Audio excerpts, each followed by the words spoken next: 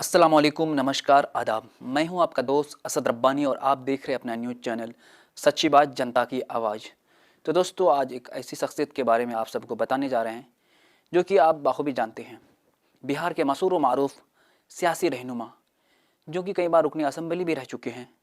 फ़िलहाल हम बात करते हैं AIMIM बिहार प्रदेश अध्यक्ष अख्तरुल इमान साहब के बारे में।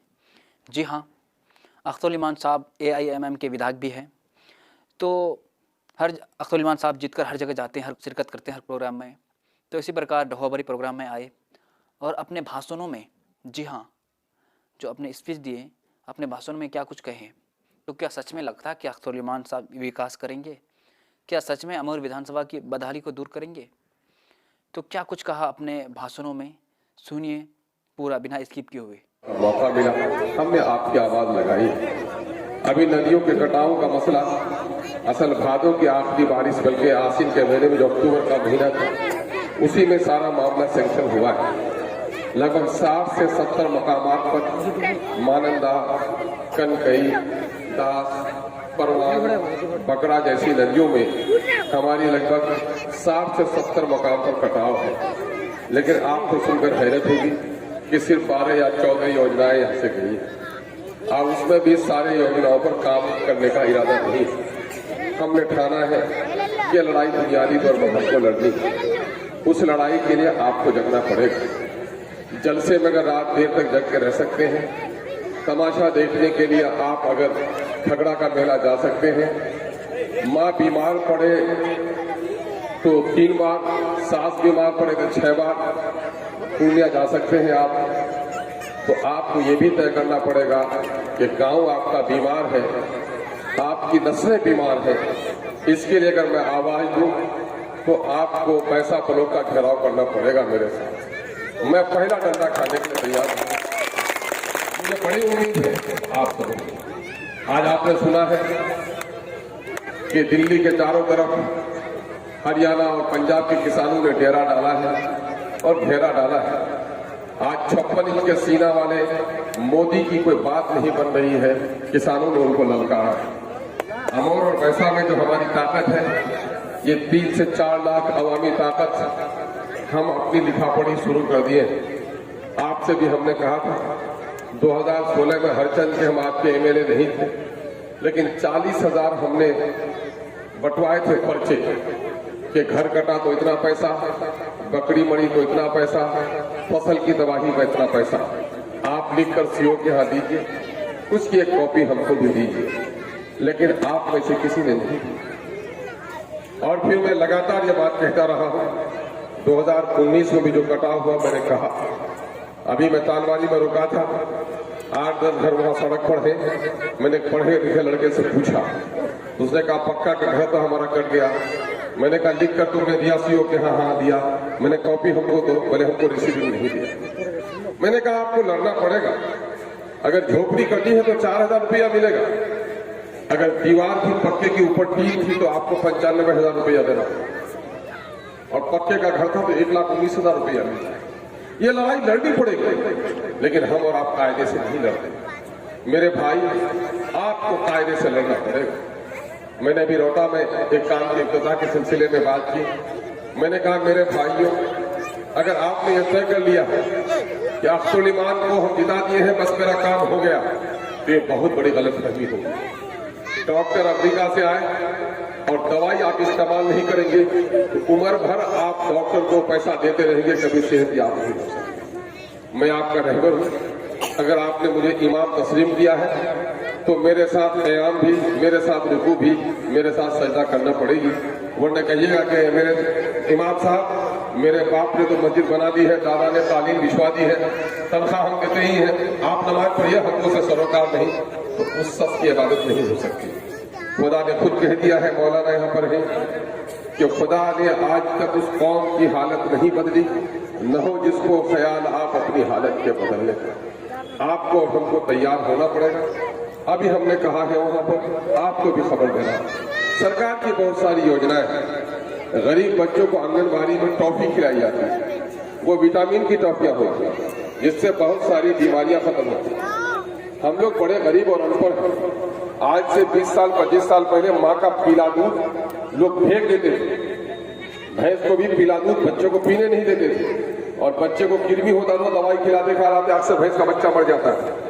आज डॉक्टर का कहना है कि माँ का पिला दूध बच्चों को पिलाओ, ये वैक्सीन है, बच्चों को बीमार होने से बचाता है। ये नतीजा हुआ तब्दीली आई। आज बहुत सारे गरीबों के बच्चे, इंसान के सोचने समझने की सलाहियत उसके खान पान से ताल्लुक रखता है। तो गरीबों के बच्चों को कुपोषण की वजह से बहुत सारी बीमारी होती है। तो कभी मूंग की दाल, कभी टॉफी, कभी बादाम, ये आंगनबाड़ी में दिया जाता है।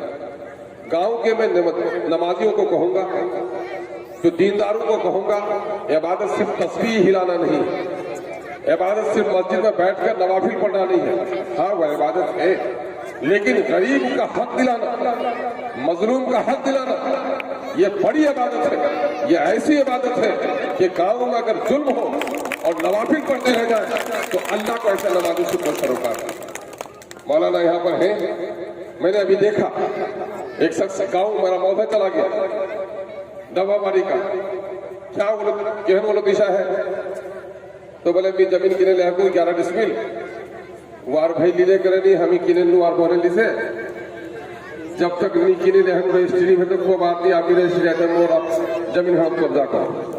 अभी मौली साहब से पूछे तो मौली साहब कहता है मामला कोर्ट में चला गया। मेरे भाई जो कोर्ट में अगर तो खानदान गया तो वो खानदान तबाह हो जाएगा, और उस खानदान की तबाही की वजह वो बस्ती होगी जिस बस्ती ने इंसाफ नहीं किया। डबावारी के लोगों रहमत आलम के नाम से जो मदरसा रखा है, रहमत का नुज़ूल वही होता है जहाँ इंसाफ नहीं हो। अगर काला कलोटा बच्चा हो, गोरे लाल नाम ले दीजिएगा तो क्या चमड़ा गोरा हो जाएगा? क्या नाम से नहीं होता, काम असल चीज। देखिए गुलाब का फूल खिलता है तो शहद की मक्खी उस पर बैठती है, गोबर है तो वो गंदा मच्छर उस पर बैठता है। तो जब अच्छाई होगी बस्ती में तो अल्लाह की रहमत नाज़िल होगी, और जब बस्ती में इंसाफ नहीं होगा तो अल्लाह का अज़ाब आएगा। अभी बीवी किसी की कोई लेकर फरार हो जाता है, शौहर किसी का, कोई औरत किसी के साथ चली जाती है, जानवरों की तरह समाज हो गया है। अगर ये कैफियत रह गई तो हमारे बच्चे बर्बाद हो जाएंगे। नतीजा ये होगा कि परदेश में कोई नौजवान अपनी बीवी बच्ची को छोड़कर नहीं रह पाएगा, गांव में कोई बेटी आप लोग के साथ जिंदा नहीं रह पाएगी। गांव के लोगों उठिए, सीमांचल को तबाह करने की सरकारी साजिश है कि सीमांचल में लोग अनपढ़ रहे, जाहिल रहे, स्कूल नहीं हो, हॉस्पिटल नहीं हो, ये गरीब बनकर रहे। हमको और आपको होशियार होना पड़ेगा, यहाँ के दलितों को उठना पड़ेगा, पिछड़ों को उठना पड़ेगा। हमारी लड़ाई अब कांग्रेस से नहीं है, हमारी लड़ाई इस वक्त भाजपा से नहीं है, हमारी लड़ाई इस वक्त जो है वो समाज की गरीबी से है। जिसने भाजपा को वोट दिया, जिसने कांग्रेस को वोट दिया, वो सब हमारे लोग हैं। हम चाहते हैं कि अच्छी सड़कें बने, अच्छा पुल बने, अच्छा स्कूल बने, लेकिन उससे पहले हम चाहते हैं कि अच्छा समाज बने। अफराद अच्छे अगर होंगे तो हमारा समाज अच्छा है। सड़क बनती है बहुत जगह पर, ईटा उखाड़ के लेके जाते हैं। कोई बस्ती है कि 25 साल हो गया ब्रिक्स रोलिंग का, एक ईंट कोई नहीं उठाया, तो जब सड़क की ईंट उठती है तो कहते हैं सरकार चीज नहीं है मूर्खी। लेकिन जिस दिन माँ बीमार होती, बीवी बीमार होती है, जब वह धक्के खाती है तो उसकी बीमारी और बढ़ जाती है।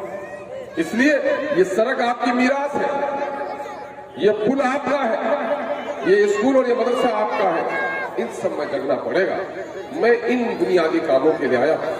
मेरे नौजवानों, मुझे तुम्हारी शादी में भी आना पसंद है, बहन की रुखसती में भी आना पसंद है, बाप की मैयत में भी आना पसंद है, तबीयत चाहती है क्रिकेट के मैदान में भी आना पसंद है। लेकिन मैं जब से आपके यहाँ की जिम्मेदारी संभाला हूँ, रातों दिन परेशान हूँ कि आप इतने सारे मसाइल हैं और 5 साल का मुझे वक्त, अभी 6 महीना मामले को समझने में लग जाएगा। 6 महीना पहले इलेक्शन, 1 साल पहले इलेक्शन शुरू हो जाएगा। मेरे पास गिनती के 4 साल है। इस 4 साल में मुझे बहुत कुछ करना है, काम को पटरी पर लाना है। बहुत सारा ठेकेदार भाग गया था, मेरा नाम सुन के बाहर आया। मैंने कहा ठेकेदारों, तुम ईमानदारी से काम करो, हमारी हिमायत होगी। हमारा कोई रंगदार नहीं है कि तुमसे रंगदारी वसूल करेगा, तुम काम करो। हम चाहते हैं कि हमारे इलाके में काम हो। वो जो पिछले दिनों में वो मरिया और लोहा से जांच करता था, लेकिन जो लोग मरिया से जांच करता था, कुल्हाड़ी से खोदता था, वही सड़क पहले टूटी हुई है। तो ये हम आवाम को फरेब नहीं देना चाहते। आप लोग सब कोई जगिए, अपने गांव के मसाइल को लेकर पूछिए, सीओ से, पीडीओ से, दारोगा से। वो आपका सेवक है, आपका हाकिम नहीं है। डरिए मत और घबराइए भी मत, मुंह में बोली रखिए। अभी रोटाहाट में अभी हमने देखा है, हमारी माँ बहनें आज बाजार जाती है, शौहर प्रदेश में है, बच्चा बीमार है, जाना पड़ता है। एक जगह औरतों के बैठने का कोई इंतजाम नहीं है, उनके पाखाना पेशाब का कोई इंतजाम नहीं है। करोड़ों रुपया इस हाट से सरकार को टैक्स मिलता है और हमारे लोगों के लिए कोई इंतजाम नहीं है। हम उसके भी इंतजाम को देखते हैं, लेकिन सब्जी की टोकरी जिस दिन आप लेके जाते हैं तो आप भी कहते हैं कि सड़क पर बैठ के बेचेंगे तभी ग्राहक मिलेगा। मेरे भाई, ग्राहक तो मिल जाएगा, रास्ता रोक कर जो तिजारत करेगा उसको बरकत नहीं मिल पाएगा। इसलिए रास्ता को रोकना, रास्ते से हटाना लोगों को, ये कार्य स्वभाव है। रास्ते को कुशादा करिए, गांव में एक अच्छा माहौल बनाइए।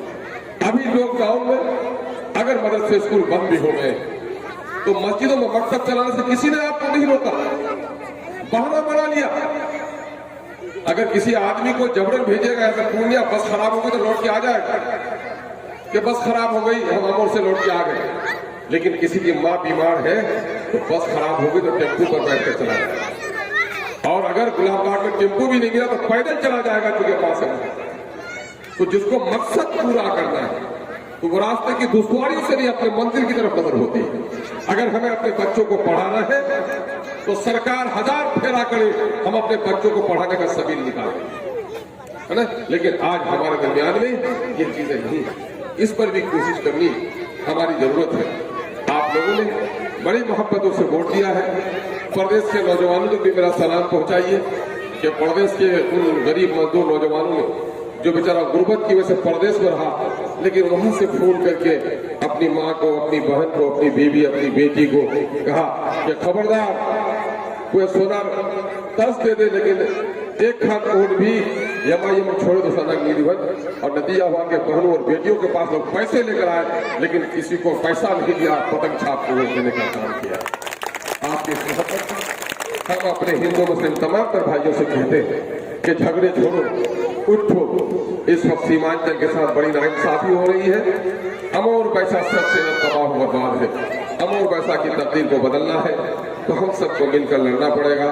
अल्लाह तबारक तआला हम लोग को मिलजुल कर रहने की तौफीक अता फरमाए। लेकिन जिस समाज में इंसाफ नहीं होगा वहां पर आदमी मिलजुल कर नहीं रह सकता। इंसाफ से समाज में अमन कायम होता है और एहसान से मोहब्बत कायम होती है। इसलिए समाज में इंसाफ कायम है। मैं अपने पंचायत के जिम्मेदारों, भाई शमशाद साहब है, सलीम भाई, धार भाई है, मुहम्मद साहब है, बल्कि हम कहेंगे हमारे गोमा भाई भी है, मुखिया जी, बुनियादी काम है। गांव का जो झगड़ा हो तो बैठ से मिलकर पहले और कहिए कि भाई हाथ जोड़कर कहते हैं चलो मस्जिद के चबूतरे पर बैठ जाओ, मस्जिद के शहर पर बैठ जाओ, हम लोग पंचायती करने की कोशिश करेंगे। और जब पंचायती विफल हो तो जो शख्स आपकी बात नहीं माने उसके लिए प्रस्ताव लिखिए कि ग्रामीण लोगों ने आज अहमद और महमूद के झगड़े को तफसील से सुना, गवाहों के बयान सुने, हम लोगों ने स्थल निरीक्षण किया और स्थल निरीक्षण में यह पाया कि अहमद का दावा सही है और महमूद ने गलत तौर पर दावा पेश किया है, अतः अहमद को हिस्सा मिलना चाहिए। आप फिर ये चंद जुमले लिख दीजिए, दारोगा, सीओ, एसडीओ आपके इस पंचनामा को मानने पर मजबूर हो, लेकिन हम ये करने के लिए तैयार नहीं होते। याद रखिए, अल्लाह तबारक तआला को मस्जिद संगमरमर की पसंद नहीं है, मस्जिद वही पसंद है जो मुसलमानों की पेशानी से आबाद होती है, और वही बस्ती पसंद है जहाँ इंसाफ हो। आइए हम और आप अहद करें कि समाज के हर एक फर्द को हम इंसाफ दिलाने का काम करेंगे, अपने बच्चों की तालीम और समाज को अच्छा बनाने की कोशिश करेंगे। यही पैगाम हमारा है, यही तमन्ना हमारी है और इसी से हमारे समाज में तब्दीली आ सकती है। आप लोगों ने ऐन दोपहर के वक्त अपने घर बार को छोड़कर इस महफिल को बड़े जोश के साथ आपने जीरत बख्शी है और कामयाब किया है। इसके लिए हम फिर एक बार दिल की गहराइयों से आपका नाम अहबाब का शुक्रिया अदा करते हैं और आप सबको सलाम व आदाब करते हैं। अस्सलाम वालेकुम।